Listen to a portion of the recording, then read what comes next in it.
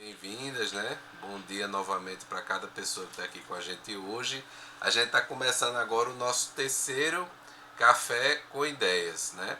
E a ideia do nosso Café com Ideias essa estratégia foi pensada no ano passado, no processo de reuniões de avaliação e de planejamento, né? No âmbito do nosso programa de pós-graduação em saúde coletiva, no sentido da gente ter momentos de troca de ideias, mas principalmente de experiências nossas em pesquisas, em estudos que estamos desenvolvendo no âmbito do programa, né? Principalmente, claro, a partir dos professores e das professoras que compõem o programa, mas também aí do seu corpo de estudantes, né, nas variadas temáticas que vem trabalhando. E aí cada Café com Ideias são sessões curtas, de 9 até no limite 10 horas, e a gente tem a apresentação de uma experiência de pesquisa, ou de um grupo de pesquisa, ou de um projeto de pesquisa, e logo em seguida a gente, um dos professores do programa, né, toma a frente na apresentação, a gente depois faz um rápido bate-papo e no limite aí 5 para as 10 a gente encerra. Mas para a gente é um momento muito bacana, importante para a gente fazer esse círculo, da gente conhecer o que estamos nos diferentes grupos nossos trabalhando e pesquisando. E hoje a gente vai receber, né, a nossa querida Valerie Reis, né, que é professora permanente aqui do nosso programa de pós-graduação em saúde coletiva, que vai trazer alguns projetos de pesquisa que vem sendo desenvolvidos junto ao NUCES, né, e outros espaços que ela participa e que coordena. Né, e a gente agradece muito, Valerie, pela presença hoje, junto com convidados especiais que eu sei que você já está trazendo aí. E fiquem à vontade, então, para, né, trazer esse projeto para a gente conhecer. Bom dia para todos, boa atividade para a gente. Bom dia, gente. Então, o NUCES, acho que eu dei uma mencionada para vocês na atividade passada. Então, a gente tem um grupo, que é um grupo interprofissional. Eu sou professora única, né? Sou eu, professora Thaís, professor Hernani, professor Gabriel. E a gente tem ações aí que são direcionadas para o cuidado em saúde. E hoje a gente tem alunos, né, de iniciação científica, vários projetos de extensão. Ao longo desse período, a gente teve mais de 40 projetos de extensão, desse período dos últimos 3 anos. Então, a gente trabalha bastante nesse processo de educação em saúde, de atendimento ao público na área de saúde mental. Trabalhamos com doenças crônicas também. E hoje, né, para não ficar só essa coisa de tipo toda vez apresentando a mesma coisa, eu pedi para a Kalila, que é mestranda, para ela trazer um pouquinho da experiência dela. A Kalina é do mestrado profissional em saúde da família, então ela vai trazer a experiência, o que, que é o projeto dela, como que ela está, o que, que a gente está estudando, então. E para a Tamara, que é também, a Tamara é do mestrado em assistência farmacêutica, mas ela trabalha lá com a gente também, para ela trazer também a perspectiva dela, da pesquisa dela também. Então, vou deixar as meninas. Claro que na sequência aí a gente abre para conversar, para explicar um pouquinho melhor, mas vou deixar as meninas falarem. Kalina, quer começar, por gentileza? Pode ser. Bom dia de novo para todos e todas. Quanto tempo que a gente tem? 10 minutos, é? Acho que tá bom, Kalina. 10, 15 minutinhos tá bom. Tá. Então, tu puxa aí a rédea, porque eu falo muito. Deixa eu apresentar aqui.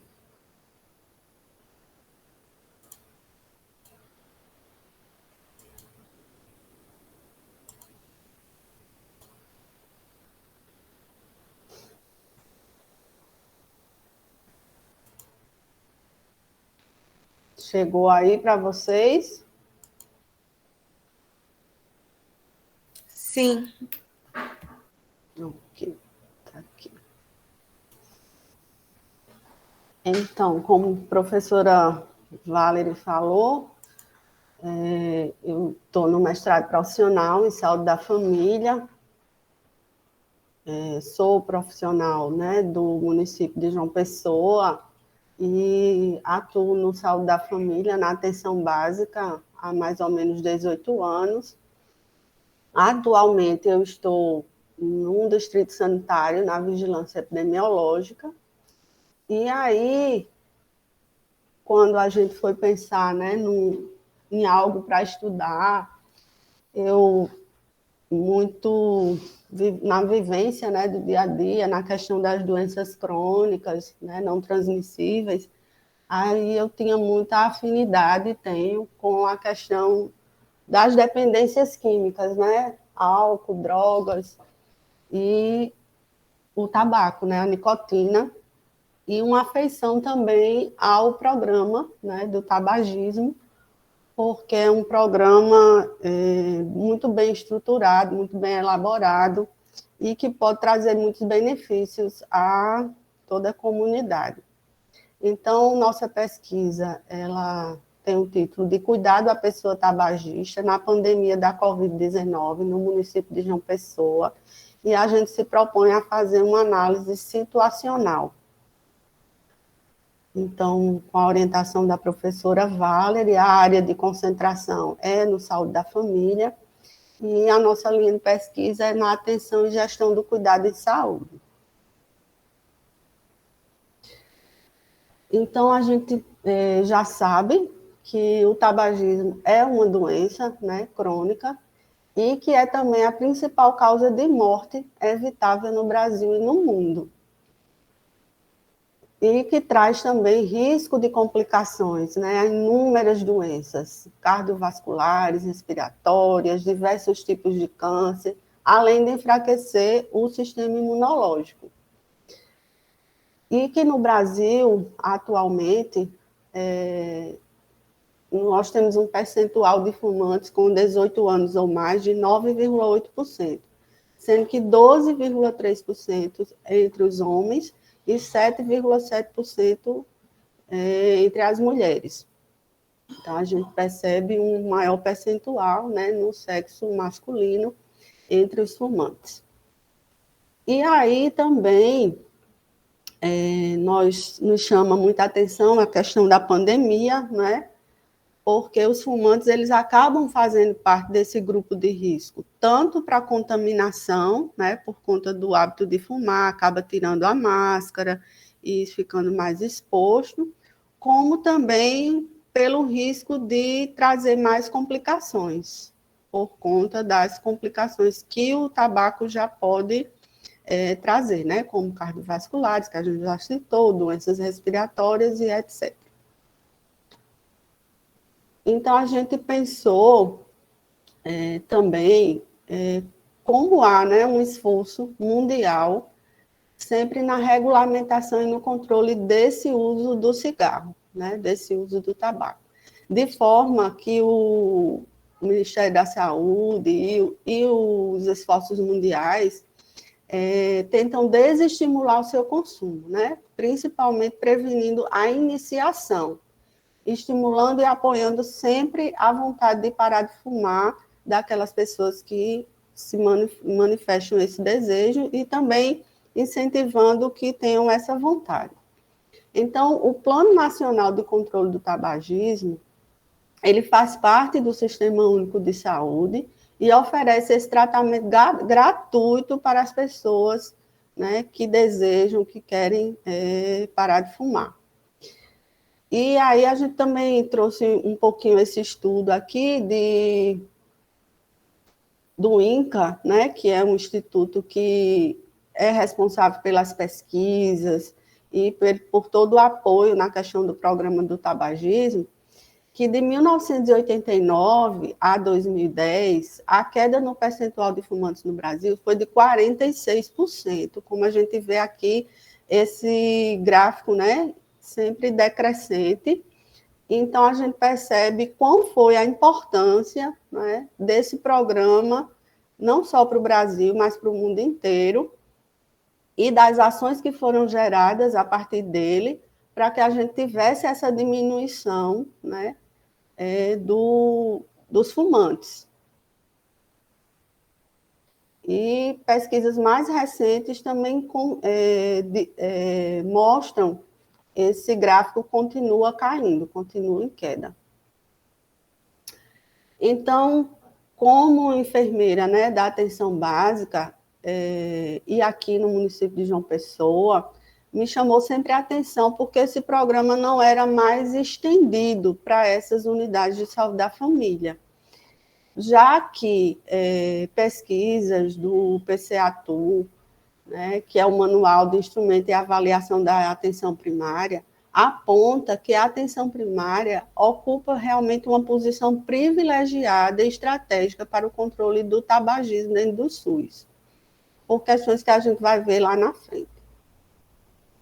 Então, pensando nisso, de como esse programa poderia, né, ser mais capilarizado, por que isso não acontece, fazer uma análise sobre isso. Então, a gente pensou nesta pergunta norteadora, né? Como está a situação, o funcionamento e a eficácia desse programa de controle do tabagismo em João Pessoa, e principalmente trazendo esses anos da pandemia para a gente fazer um comparativo, como é que estava essa situação antes e depois.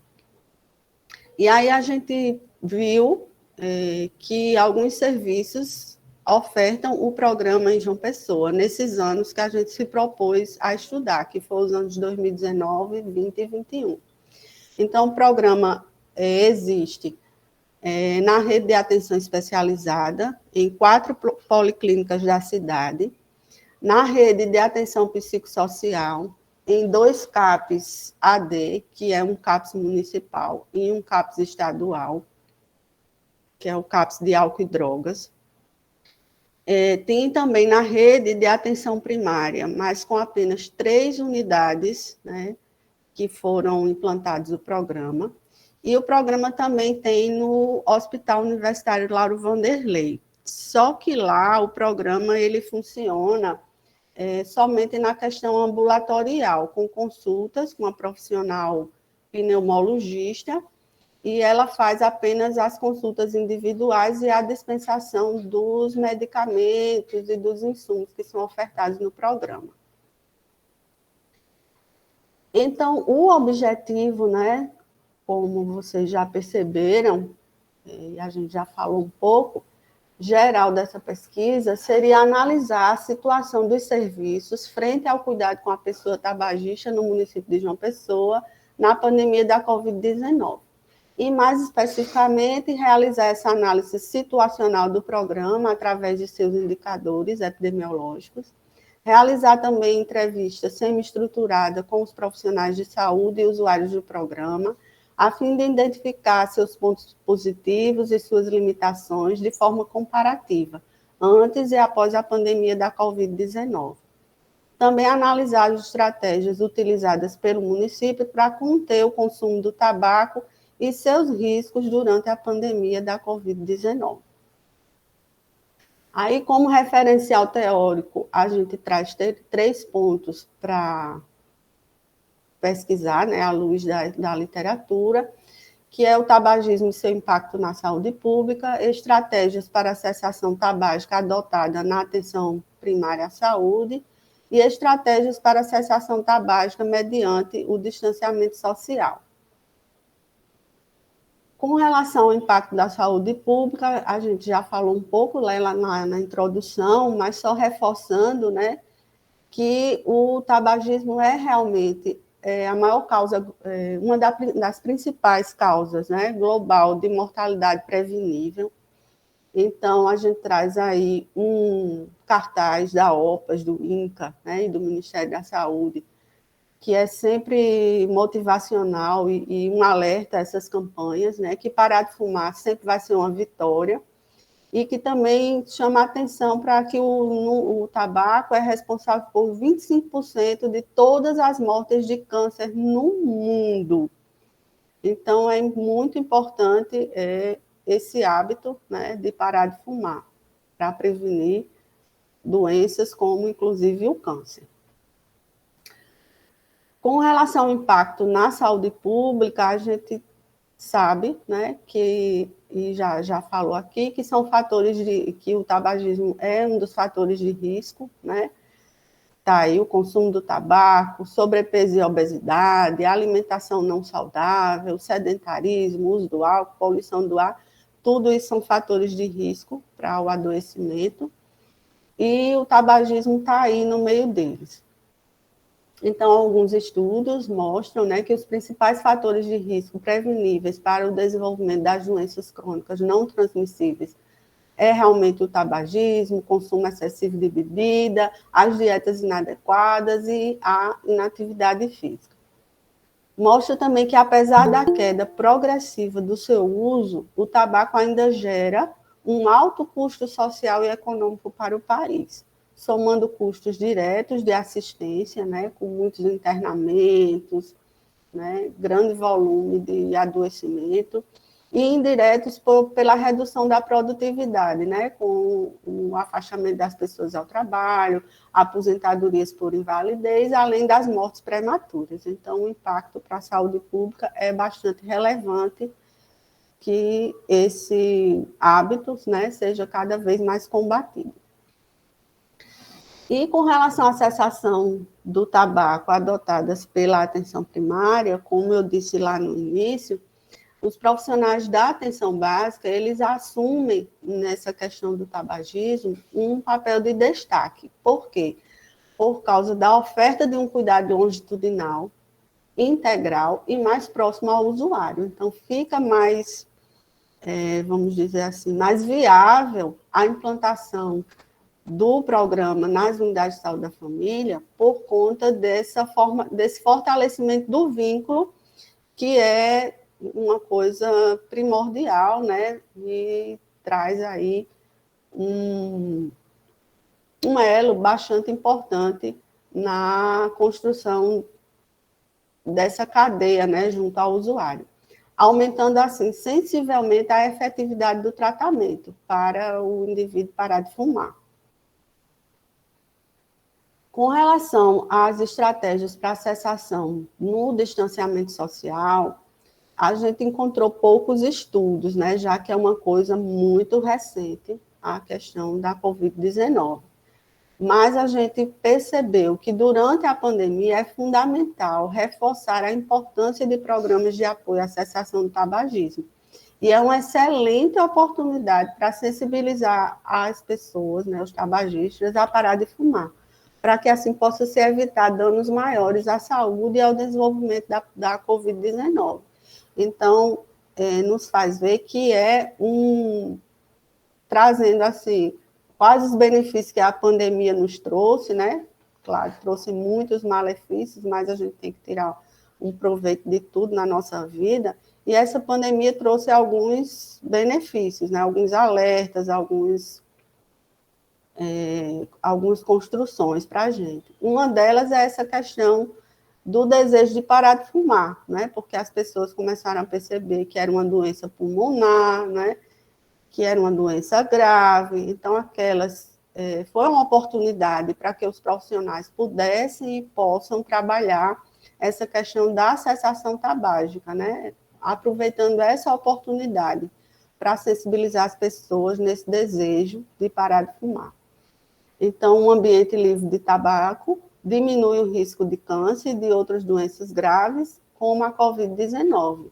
Que tal parar agora? Era um slogan da campanha, né, que trazia coronavírus, mais um motivo para você parar de fumar. Então, além de todos aqueles motivos, a Covid é mais um motivo para a gente parar de fumar. Então, a gente pensou como metodologia, né, trazer um estudo descritivo, quantitativo, de caráter exploratório. O cenário seria as unidades que possuíssem o programa implantado, e os sujeitos seriam os profissionais que são coordenadores dos grupos de tabagismo e também os usuários do programa de serviços, né, onde estavam implantados. Como critério de exclusão, a gente pensou nos profissionais que não estejam atuando diretamente com o programa no atendimento ao usuário de tabaco. Para a construção dos dados, nós vamos fazer essa análise situacional a partir de documentos, de dados epidemiológicos, dos indicadores de frequência e conclusão, né, do tratamento. Também uma entrevista semi-estruturada com os profissionais e usuários do programa, a fim de perceber aqueles pontos positivos, as limitações. A análise dos dados, nós vamos utilizar, para os dados qualitativos, categorizar em tabelas e analisar mediante a literatura existente. Com relação os dados quantitativos serão duplamente digitados em base de dados e testados quanto à distribuição normal pelo teste de KS.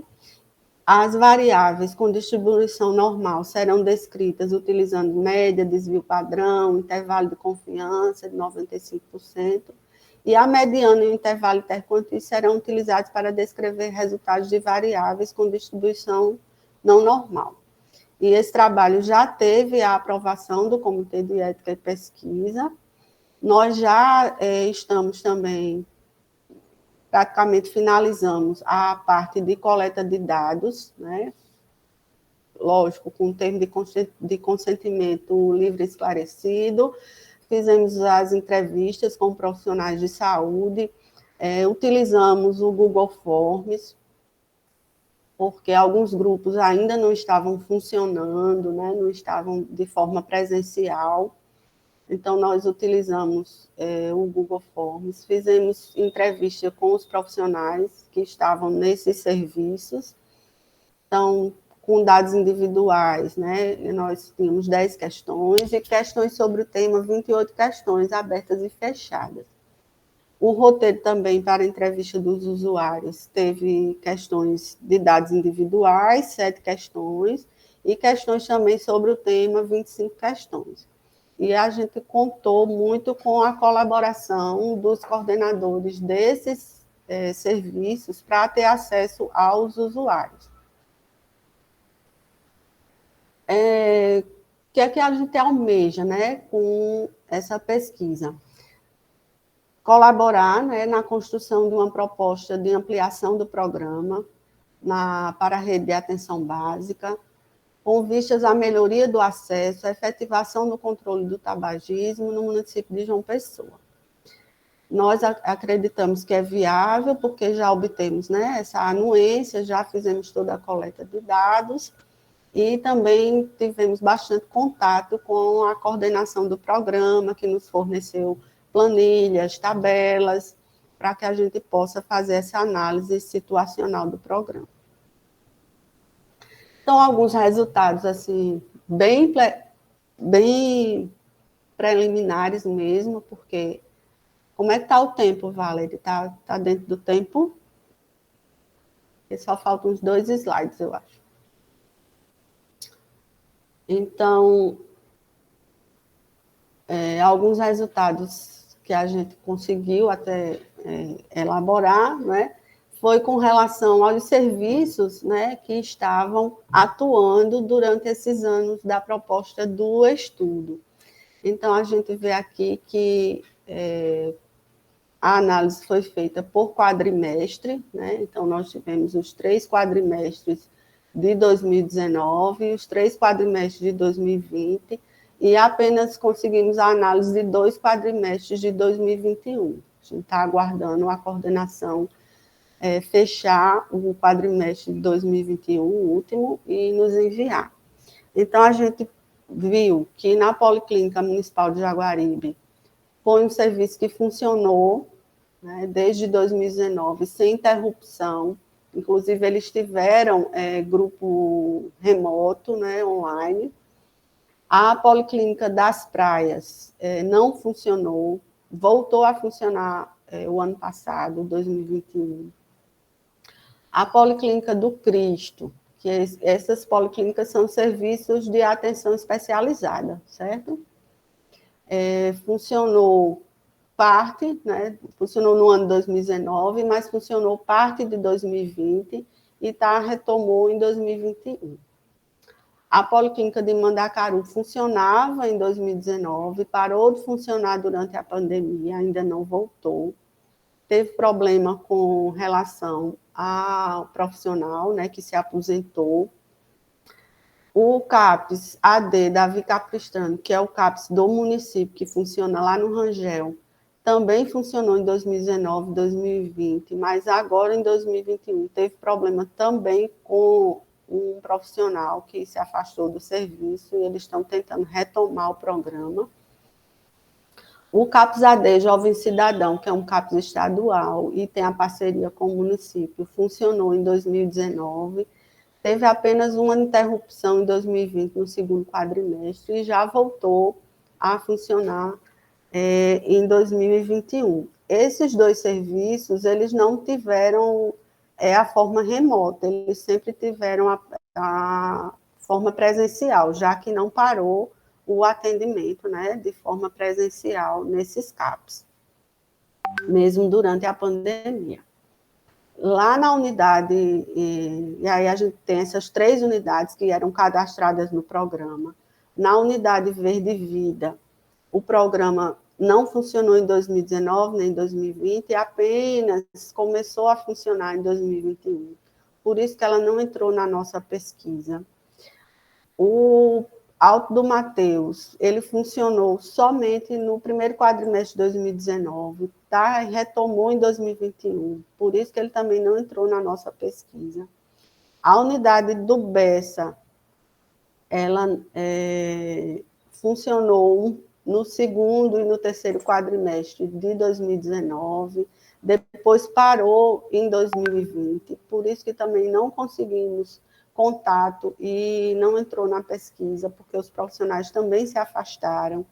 O que foi passado pela coordenação do programa é que nessas unidades, né, tem residência médica em saúde da família, e que, por vezes, o programa funciona quando o residente é capacitado e se empenha, né, no programa, mas aí o residente se afasta e o programa para de acontecer. Talvez tenha sido isso que ocorreu nessas 3 unidades, além da questão pandêmica, né, porque foi muito difícil essa adequação para o funcionamento do programa, a gente vai ver pelo estudo.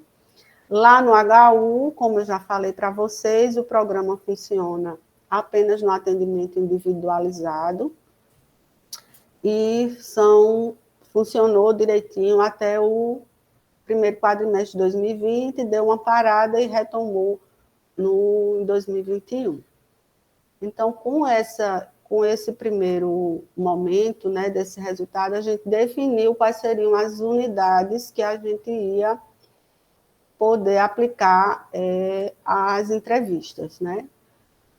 Tanto com os profissionais como com os usuários do programa.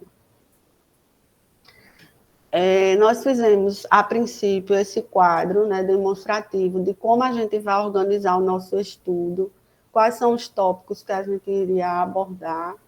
Primeiro, a gente fazer essa análise situacional dividindo em eixos, então a gente vai ter o eixo das ações realizadas, da efetividade do programa, do uso de ferramentas que são muitas vezes associadas à prática, né, do dia a dia do programa, que são algumas ferramentas das práticas integrativas e complementares, dados sociodemográficos.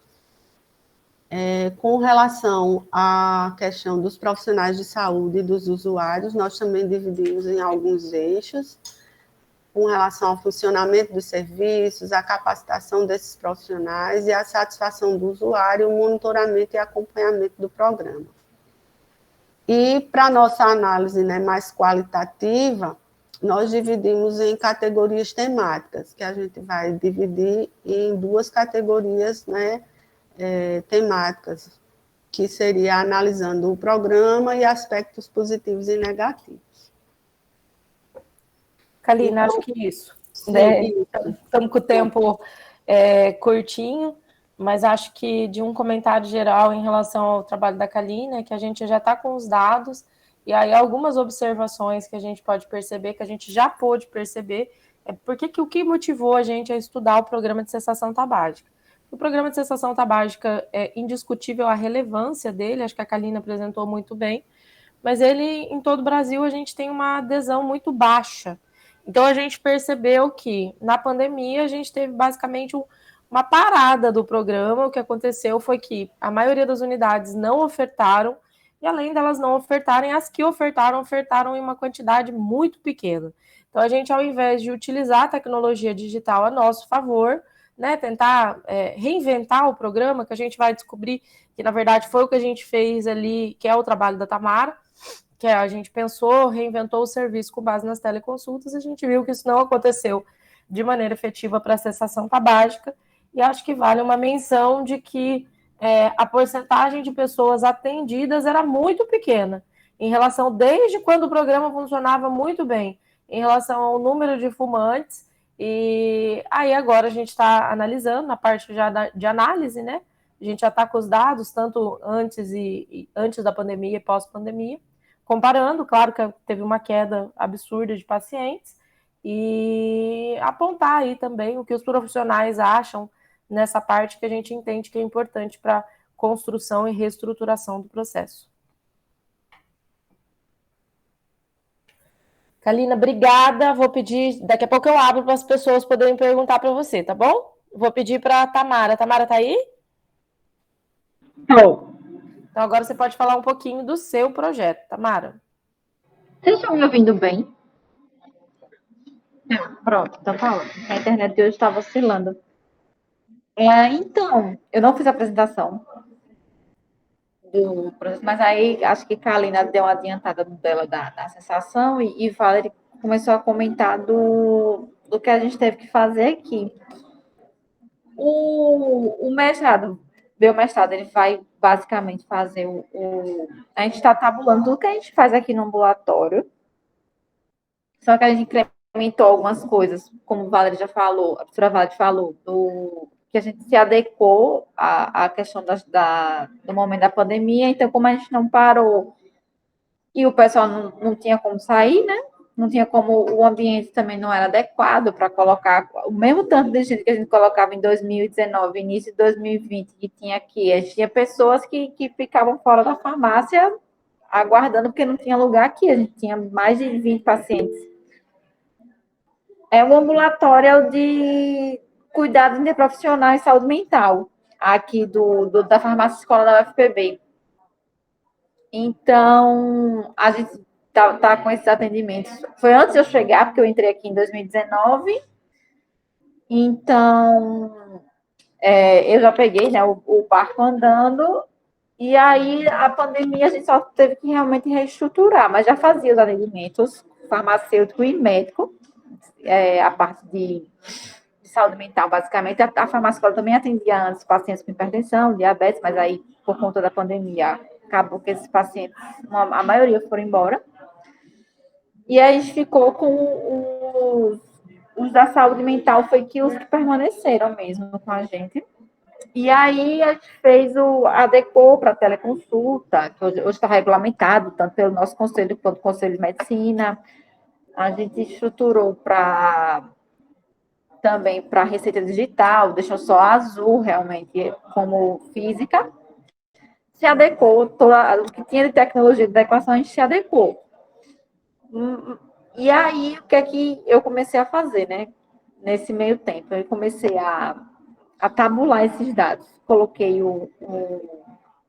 a gente pegou toda a lista de todos os pacientes, tanto os novos, porque assim, a gente perdeu muito paciente, acho que o professor Valerie já comentou isso, alguns pacientes realmente foi desistência e tal, ou por questão de comunicação, ou porque procurou outros serviços.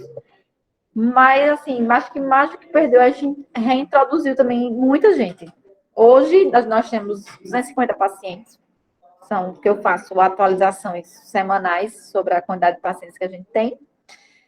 Dessas quantidades de pacientes, a gente acompanha, tem algumas resistências e algumas altas, mas é minoria.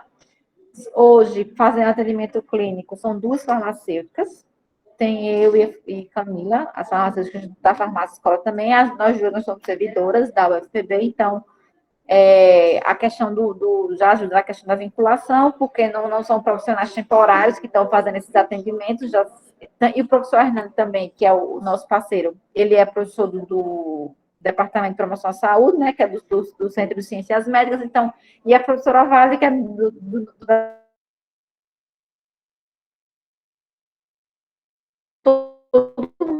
da instituição. Então, acaba que você consegue manter a questão dos vínculos. E aí, o que a gente fez? A gente analisou alguns parâmetros, como, por exemplo, quantos pacientes, qual dos seus pacientes eles são antes ou após pandemia. Hoje, a maioria pós-pandemia chegaram para a gente depois de março de 2020, né? Já que ela ainda está durando mais de 2 anos.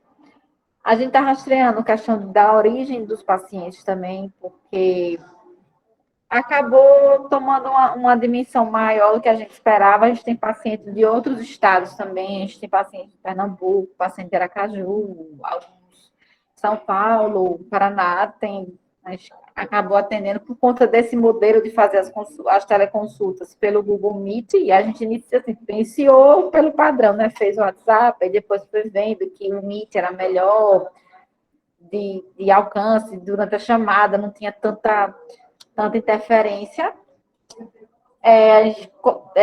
Os principais diagnósticos também desses pacientes. Aí, o que a gente faz? Como a gente faz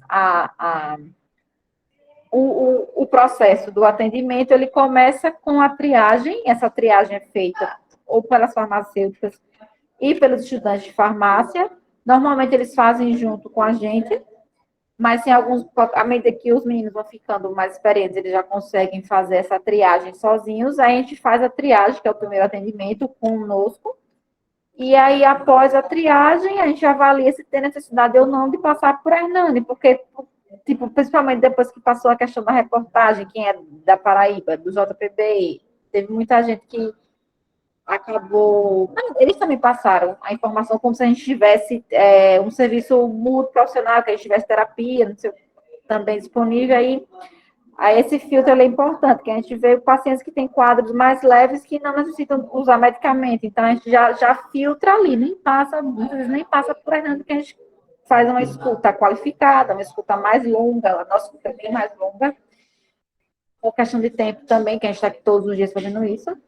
E aí a gente vai aplicando os questionários, a gente aplica o PHQ-9, a gente aplica o BAI, a gente conseguiu transformá-los em digital também. Eles foram todos para o Google Forms, para a gente transcrever os questionários integralmente, com todas as vírgulas, a gente não mudou nada, só para a gente conseguir que os pacientes respondessem de uma forma mais fácil e que também gerasse esse número para a gente, que a gente precisa avaliar esses pacientes, porque assim, ele não é só instrumento de triagem, a gente também avalia a resposta ao tratamento. Então, foi a forma que a gente conseguiu. Então, eles enviam, a gente recebe os dados e vai avaliando esses pacientes de acordo com os períodos pré-determinados em estudos. A gente não é nosso a questão dos períodos. E aí a gente vai aplicando. O primeiro, aí, se demandar a consulta profissional, a consulta é com as farmacêuticas, o estudante que está acompanhando, Hernani, e a professora Valerie, ou a professora Cíntia, ou a professora Thaís também, que auxiliam a gente durante as consultas. E aí a gente faz uma discussão, eu acho que o diferencial é que o paciente participa da própria discussão, do tratamento, se ele quer o tratamento, se ele concorda com aquele tratamento. A gente sempre tenta deixar eles empoderados para que eles compreendam não só por que tem que se tratar, mas como vai funcionar o processo de tratamento, principalmente porque tratamento de depressão e ansiedade, que são os principais, a gente tem muito paciente com TAB também, são pacientes que alguns vai ser de forma crônica, outros vão requerer pelo menos de 1 a 2 anos de tratamento. Então, a gente tem que trabalhar sempre essa parte da adesão ao tratamento, da importância de que se siga o tempo mínimo determinado pelos estudos, para que a gente consiga a evolução do quadro. Então, isso tudo é conversado nessa consulta. Ela é uma consulta bem bacana. E aí, os instrumentos são aplicados em períodos pré-determinados. A primeira aplicação que a gente faz, triagem. Segunda aplicação, uma vez iniciado o tratamento farmacológico, 4 semanas. E a gente tem outra aplicação depois de 90 dias, que a gente vai olhando se esse paciente apresentou primeiro, o tratamento foi eficaz nas 4 semanas, e depois dos 3 meses a gente tem uma resposta que é uma diminuição de 50% ou mais desses sintomas. Então, a gente tem Realmente, hoje, a gente segue uma metodologia. Tudo foi algo que a gente viu, os estudos up-to-date, principalmente, que ele traz certinho os prazos, e a gente foi fazendo, foi adequando ao serviço, e ele funciona dessa forma.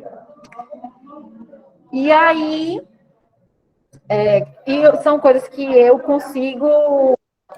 faço a captação dos dados. Todos esses dados que são gerados, eles são planilhados. Eu tenho toda a planilha com o nome de todos os pacientes, essas pontuações das escalas, e a gente vai avaliando, sim. O cuidado interprofissional, que é esse médico e farmacêutico, ele propicia melhor ou não a esse paciente. O ideal seria um ensaio clínico para a gente comparar, só que o mestrado não dá tempo de fazer isso, mas no futuro a gente com certeza vai tentar fazer isso para a gente conseguir provar que essa intervenção ela é melhor do que a consulta uniprofissional. É realmente questão de tempo mesmo que o mestrado sem condições de conseguir fazer isso em 2 anos, porque é muita coisa. Tamara, e aí a gente já... Oi. Acho que deixa eu só, já que o nosso tempo está acabando, uma das coisas importantes a gente iniciou com um modelo de atendimento, e esse modelo de atendimento começou com um projeto, foi até por conta da disciplina interprofissional que a gente começou a fazer junto. Eu, o professor Hernani, Felipe estava na disciplina também, passou um tempo com a gente, mas, inúmeras outras profissões, a gente iniciou um projeto de atendimento ao público. Então, a gente iniciou com um projeto de extensão, como a maioria dos nossos projetos, e a gente padronizou a metodologia de atendimento. Na pandemia, a gente precisou adaptar para a teleconsulta, então a gente fez isso, e o mestrado da Tamara, ele já é uma avaliação inicial de impacto de serviço. Por que a gente faz? Porque o nosso serviço é um pouco diferente dos serviços que a gente tem, porque geralmente a gente não faz impacto de consulta médica, entende? Mas a gente tem um serviço que é interprofissional a gente tem um serviço que é interprofissional e centrado no paciente, que é isso que a Tamara falou, onde o paciente participa das decisões para si. O que a gente tem de diferente? Informatizamos tudo, desde o início até o fim, prontuário eletrônico, prescrição quando tem eletrônica, formulários de rastreamento e de acompanhamento. Essa é uma outra coisa que a gente faz de diferente. A gente utiliza instrumentos psicométricos que são padronizados para a gente tentar transformar um pouco desses sintomas subjetivos, quando a gente fala, numa anamnese, um pouco do que é subjetivo, por exemplo, sinais e sintomas de depressão. A gente não consegue mensurar, num quadradinho, mas a gente tenta transformar isso que é subjetivo e a gente utiliza escalas padronizadas para que a gente tenha esse poder de comparação. De dados preliminares de Tamara. A gente já coletou de mais de 200 pacientes e a gente já tem comparação entre consulta 1, consulta 2, consulta 3, consulta 4 com os scores. E a gente já percebe que sim, tem diferença significativa. Claro que um pouco tem a ver, como a gente tem um ambulatório interprofissional, tem a ver com a questão do medicamento, mas tem a ver também com o atendimento que é provido. Então, a gente tem, desmembrado ali dentro do ambulatório, a gente deve ter vários trabalhos acontecendo. Paralelo ao da Tamara agora, a gente deve iniciar o trabalho do Vinícius, que vai ser um ensaio clínico para ver modalidade de atendimento. Por quê? Porque a gente quer mostrar que o atendimento, que as teleconsultas, do jeito que a gente faz, por vídeo, ela é tão boa na saúde mental quanto a consulta presencial. Então, a gente quer mostrar isso. A gente já viu que o modelo se adapta muito bem, então a gente vai fazer um modelo comparativo, vai ser atendimento híbrido, atendimento só presencial e o atendimento provavelmente só online, e comparar os resultados dos pacientes, parear a amostra, fazer direitinho, uma amostragem aí adequada. Então a gente deve ter outros estudos sendo conduzidos para testar outros pontos do atendimento. O que a gente tenta fazer com isso? Padronizar o serviço o máximo possível. Por que isso é importante? Gente, mas serviço é de gente tem individualidade, claro que sim, mas serviço precisa ser reprodutível, e não só ser reprodutível, serviço tem que ter um impacto positivo para o paciente. Então, para isso, outra coisa, se o Pedro for atendido lá, ou se o Felipe for atendido lá, eu quero que os dois tenham a mesma qualidade de atendimento. Então, eu preciso ter um processo relativamente padronizado, em variáveis, em como vai ser o atendimento, como vai ser o processo, como vai ser tudo. Para quem trabalha com a saúde mental, não sei se tem alguém aqui que é da saúde mental, mas na saúde mental a gente tem uma carência muito grande de evidência. Então, uma das coisas que a gente fez a gente compilou e fez protocolo de atendimento para tudo. Esse ano a gente ainda publicou um livro, que esse é de farmacoterapia na saúde mental, que é um dos primeiros livros aí que a gente tem padronizadinho, como escolher a terapia medicamentosa, o que fazer. Então, a gente tem aí várias produções relacionadas a esse nicho, né? Eu não diria nem projeto, porque a Tamara pega um pedacinho, mas com certeza é a parte grande aí do que a gente atua aí na área interprofissional e voltada à saúde mental. Eu sei que nós estamos no tempo, então obrigada, meninas, muito obrigada e desculpa, gente, por a gente ficar apertadinho, mas é que a gente quer mostrar coisas legais para vocês.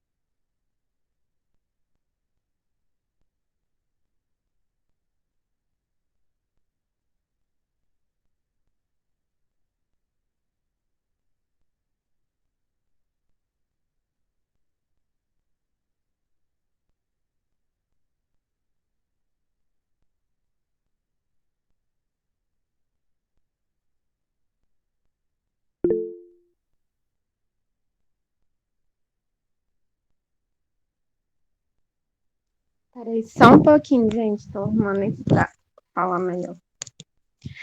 Bom dia. Desculpa não ligar a câmera, tô amamentando agora. E aí vai ficar meio complicado. Mas primeiro eu queria parabenizar a professora Valerie e a Tamara e a Kalina, né? A Tamara e a Kalina por serem trabalhadoras, né? Do serviço. E assim, esse olhar, né, que vocês tiveram a partir do processo de vocês, né? Eu fiquei muito pensativa sobre o fato desse projeto, não é um projeto, mas o programa, né? Antitabaco, ele ser tão difícil de ser desenvolvido nos municípios, né? Porque na fala de vocês, eu vi muita semelhança com o município que eu fazia parte, que é no litoral do Piauí. E o tabaco o programa lá, Antitabaco, ele está diretamente ligado à saúde do homem. E, infelizmente, a coordenação, né, que é voltada para a saúde do homem, não tem planos de ação.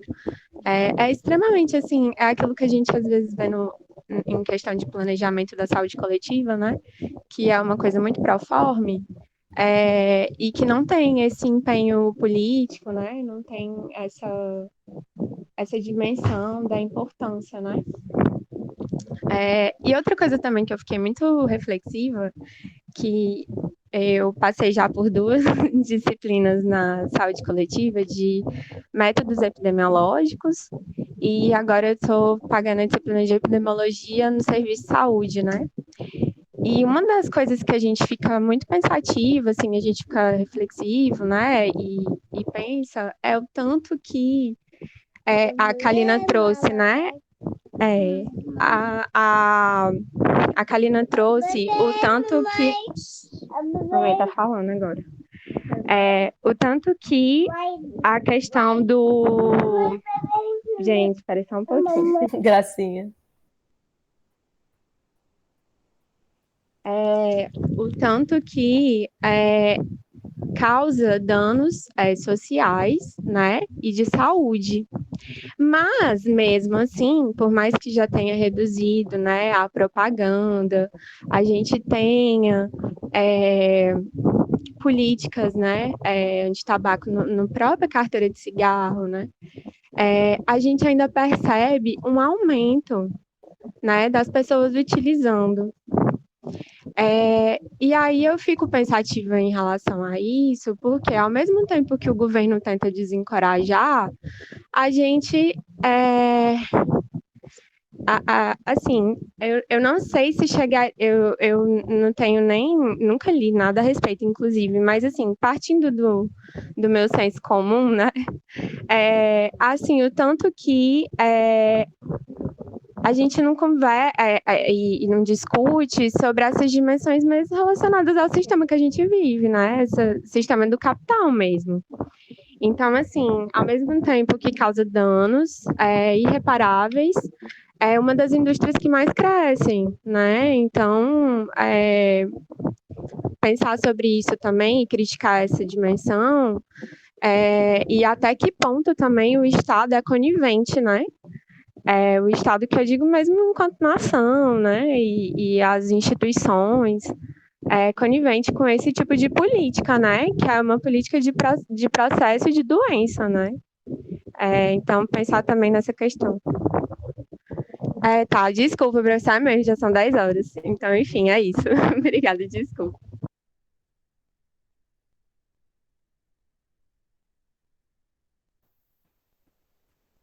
Tá bom, então só para dizer que, na verdade, acho que você pontuou muito bem. A gente tem uma demanda, e essa demanda eu acho que a gente precisa, uma das coisas que acho que é o que a gente tenta ter como norte no nosso núcleo, é que as nossas pesquisas todas, elas partem de demandas sociais. A gente, pelo menos a nossa, o nosso modus operandi de trabalho é esse, então a gente avalia isso. E isso é uma questão que é o que você disse, a gente tem questões que são, ao longo do tempo, negligenciadas. A gente tem percebido que o tabagismo aconteceu isso. A gente entende malefícios, a gente entende que das pessoas que fumam, 50%, a estimativa é que 50% vão morrer relacionada a alguma doença relacionada ao tabaco. Mas ainda assim a gente tem programas que não são, eu diria, que não têm uma amplitude como deveriam e que eles não são nem planejados como deveriam. Então, a ideia da Kalina é trazer isso, trazer essa perspectiva do programa e a gente trazer isso para uma discussão também, é claro, com a Secretaria de Saúde para mostrar. A gente está vendo que a porcentagem que está sendo atendido são 800 pacientes, 800 pacientes